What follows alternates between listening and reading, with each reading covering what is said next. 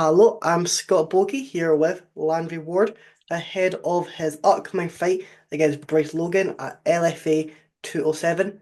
How are you doing today? I'm doing good. And how are you feeling ahead of this upcoming fight? Yeah, I feel really good. I just got some sparring rounds in this morning. Body's feeling good and on point. And been a year off, so I'm ready to get back to it. Exactly. And how is the atmosphere at Kilcliff just now? Because obviously you have got so many guys training for upcoming fights, not only on your card, but on the PFL as well coming up. Yeah, April's a very busy month for us here, so we've got damn near everybody in fight camp. So energy's been high, rounds have been good, and so it's been a fun environment. Everybody's ready to go get the job done. And does that make it a lot easier because you're not looking for training partners so more difficult? It makes it easier because everyone's looking for someone and putting their 100% effort in to get ready for their fight. Yeah, I mean, every time you come in here, this sparring room, there's killers on the mat, so a lot of people, whether you're like they're getting ready for their fight or not, everyone's in here ready to help each other out. So there's no shortage of that, and no shortage of training partners who are willing and ready to help you get ready for your fight. So yeah, it's been good, and just ready to go continue this energy and take it into the fight. And like you said, this is your first fight for over a year. Was it just you weren't struggling to come over injuries? Was it struggling to get opponents? What was the reason for the wee break? Yeah, so obviously my last fight was pretty back and forth, Yeah. banger of a fight. So my body was beat up for a little bit. I was definitely healing for, I don't think I could fully train. My foot was real jacked up after it, probably like 3 months, honestly, to get like really good quality work. Uh, so just taking the time to heal, slowly getting back into it from that. Then after that, the 145 to cut was getting to be a little too much. So just taking some time to put on a little weight naturally, be able to finally eat again, not eat like a pigeon, and just get better. Just take the time. I'm still young, so I had the time. Let my body heal, put a little weight on, and just grow the skill set. Exactly, because this is back at lightweight. I remember last time you were in lightweight, it was back in Combat Global where you were able to get the victory. Do you see this as being a more permanent move for you, or is this a you get back in there, get the win, and then next time cut down to 1-4? No, 155 is definitely where I'm at now, and where I'm going to be at in the future. Yeah, 45 was good. I could make it, but definitely wasn't the healthiest when I made it. And my last three cuts, a week or 2 weeks out from the fight, I was getting sick every time. You're like, maybe if I change this, I'll be all right. Then you change it, and then getting sick again. I'm like, yeah, maybe my body's not built to cut that much weight. Got long muscles, don't got these short, bulky muscles. So yeah, 55 is definitely the move now. We're done with 45. And do you help? Do you like bring in anyone trying to help you with like your nutrition or that, or do you know what you need to have? You know what's best for you.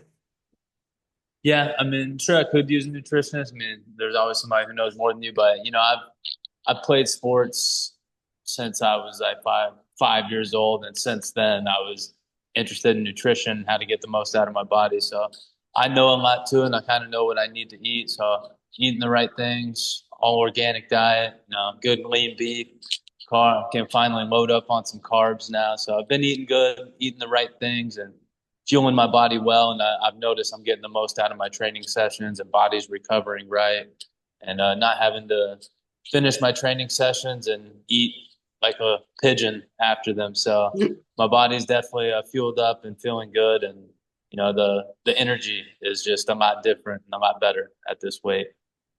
And is that what you how you're going to celebrate after you get the victory? It's just go to a massive buffet. Not, I'm a steak and potatoes kind of guy. So no, I'm a have me. I'm able to eat steak now. 2 weeks out from the fight, love me some steak. So it'll probably be the same thing after that. I'm gonna come back to Florida after the win, and I got these guys over at Ranchers Reserve here in South Florida. They got a ranch down here with some Wagyu beef. Go grab a steak from them and enjoy it. Have a nice steak dinner victory. And do you feel like that's what makes this fight even easier? Is You're not having to watch too much on the weight because you're not having to cut down those extra pounds. Yeah, I mean, it definitely takes the stress out of it. I'm not having to stress. Oh man, I'm this much over. I can only eat this. I don't have to focus so much on the weight cut now. Obviously, I got some weight to lose. That's still a part of it, Yeah. but it's not like, oh man, if I'm this much over now, oh, it's going to be this hard to cut it when I get this close. And it takes that stress out of it. Really, the big focus now is just let's go fight and let's go perform. Not having to worry about that fight before the fight of cutting so much weight. And how do you feel like Bryce is going to come out into this fight? Do you think he's going to try and stay on the feet a bit more? I know his last two fights have been in the boxing ring. Yeah, I'm sure doing the boxing, he might have some confidence in his hands coming out and want to keep it on the feet.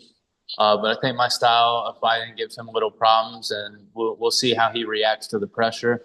If he wants to blitz in with his hands or blitz in with a takedown.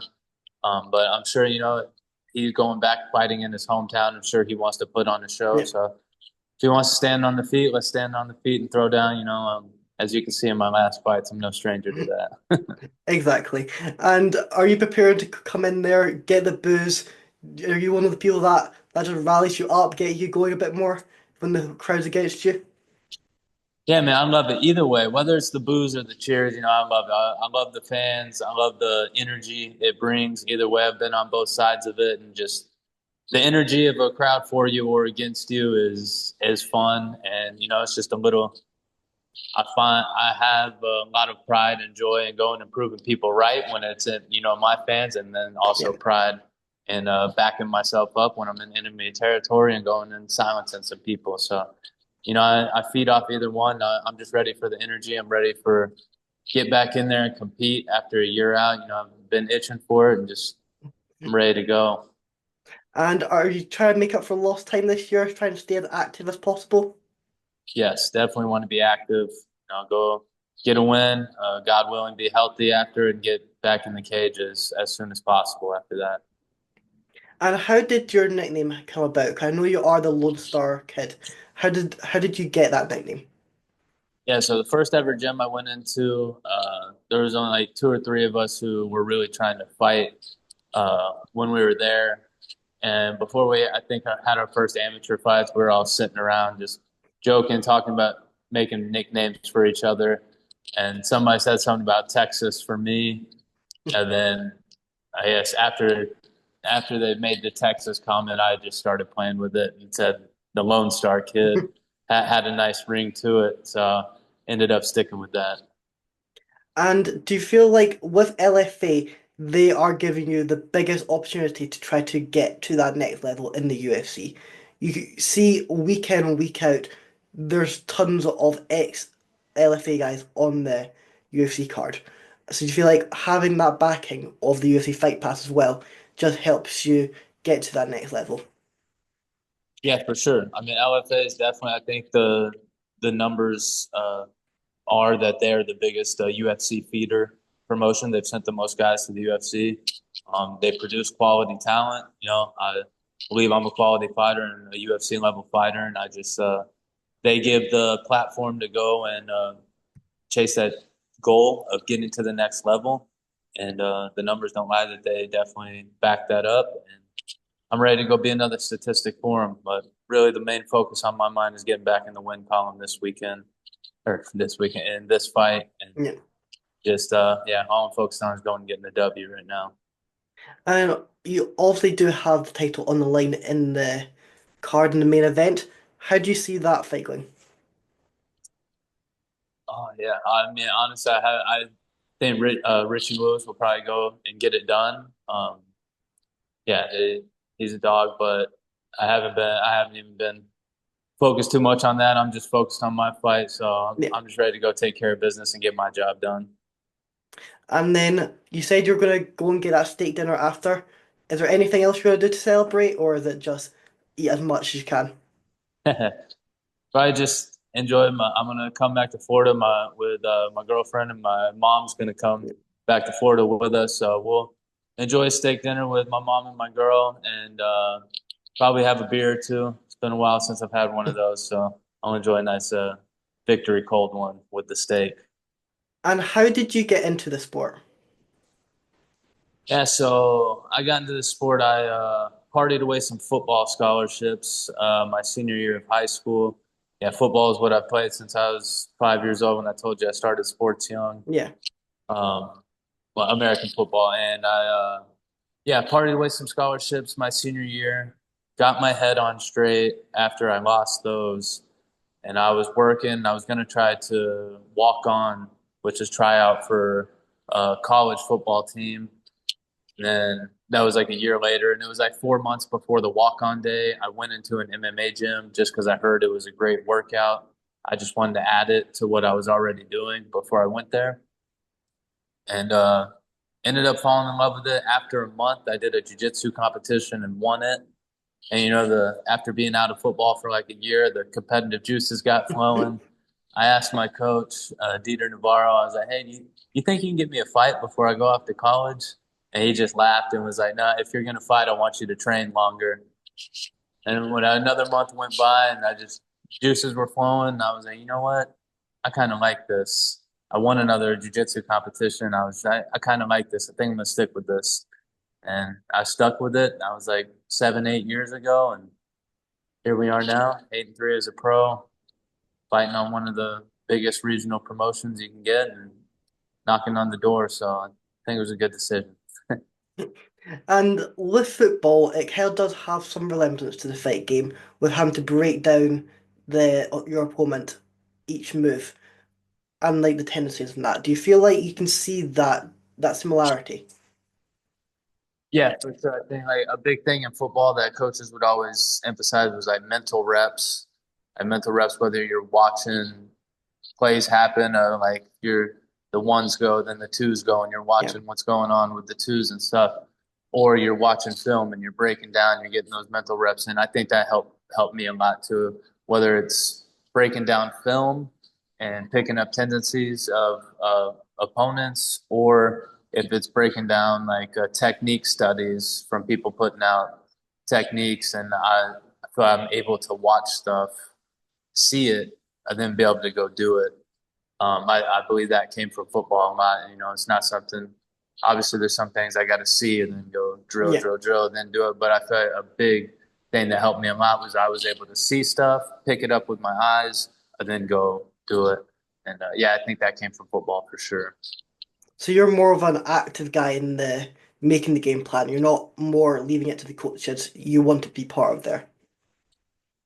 Yeah, for sure. I mean, I like to do my due diligence as well. I don't spend like crazy amount of time on Yeah. film, but I will watch it, pick up what I think is going to happen, and then yeah, we communicate with the coaches and get the plan locked in.